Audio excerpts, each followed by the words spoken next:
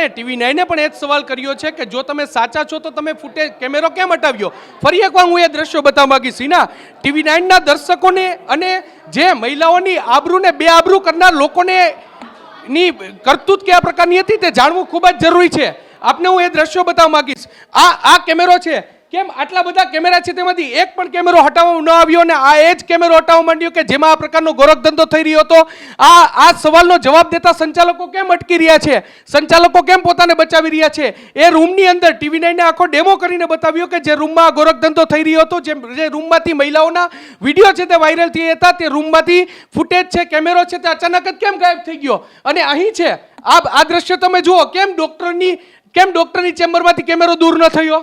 કેમ અન્ય કોઈ એડમિનિસ્ટ્રેટિવની ચેમ્બરમાંથી આ કેમેરો દૂર ન થયો? અહીં તો સીસીટીવી કેમેરો લગાવેલો છે, આ રૂમમાં પણ લગાવેલો હતો, પરંતુ આ રૂમમાંથી કેમ દૂર કરવામાં આવ્યો તે એક મોટો સવાલ છે. ને તેને લઈને સંચાલકોની બેદરકારી છે ને સંચાલકોની મીઠી નજર હેઠળ જ આ ધંધો ચાલતો હતો તેવું સ્પષ્ટપણે કહી શકાય છે. અત્યારે જેટલા પણ ડોક્ટરો છે તે ડોક્ટરો પોતાનો બચાવ કરી રહ્યા છે ને પોતે કહી રહ્યા છે કે તેઓ આ બાબતથી અજાણ છે, તેઓ કંઈ ખબર નથી. પરંતુ સવાલ એ વાતનો થઈ રહ્યો છે કે આ પ્રકારનો ગોરખધંધો ચાલતો હતો અને તેમ છતાં કેમ ખબર નથી? અત્યારે સાયબર ક્રાઇમની ટીમ છે તે પણ અહીં પહોંચી છે અને તેમના દ્વારા જે અલગ અલગ ફૂટેજ છે તે લેવામાં આવી રહ્યા છે અને તેમના દ્વારા પણ તપાસ છે તે હાથ ધરવામાં આવી રહી છે અને આ આખા મામલાને લઈને તપાસ છે તે થઈ રહી છે.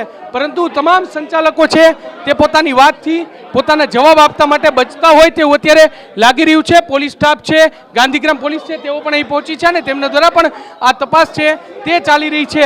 હવે આખા મામલાને લઈને દૂધનું દૂધ અને પાણીનું પાણી થવું ખૂબ જ જરૂરી છે, કારણ કે ક્યાંક બેદરકારી છે તે સ્પષ્ટપણે જોવાઈ રહી છે. અત્યારે સર એક જવાબ આપી દો સર, તમે જુઓ ભાગી ગયા છે. અત્યારે તમે દ્રશ્ય જુઓ, ભાગી રહ્યા છે, સંચાલકો ભાગી રહ્યા છે. એક સવાલનો જવાબ આપી દો સર, એક સવાલનો જવાબ આપી દો. કેમેરો શું કામ દૂર કર્યો? હોસ્પિટલ તરફથી હવે શું કાર્યવાહી થશે? હોસ્પિટલ તરફ હું અહીંયા કામ કરું છું, અમને પોલીસ સ્ટેશનથી કાર્યવાહી તો કરવા દો. તમે કરવા જ નથી દેતા, અમને જાવું છે. અમારો અગેન એક જ સવાલ છે, કેમેરો શું કામ દૂર કર્યો અને જવાબ આપી દો.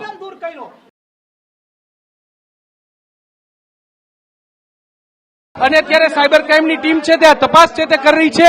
જોવાનું રહેશે કે પોલીસની તપાસમાં શું બહાર આવે છે. અને હાલમાં જે પ્રકારે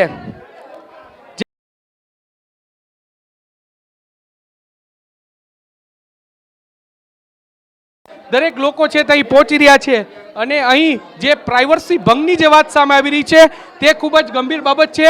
અને જરૂરથી દર્દીઓ છે તે અત્યારે પરેશાન થયા છે. સ્વાભાવિક છે કે દર્દીઓ છે તે પોતાની સારવાર માટે આવતા હોય છે, પરંતુ આ ડોક્ટરનો ગોરખ ધંધો છે, અહીંના સ્ટાફનો ગોરખ ધંધો છે તે છતો થઈ ગયો છે ને એટલા માટે મીડિયા જરૂરથી સવાલ પૂછવાનું જ છે.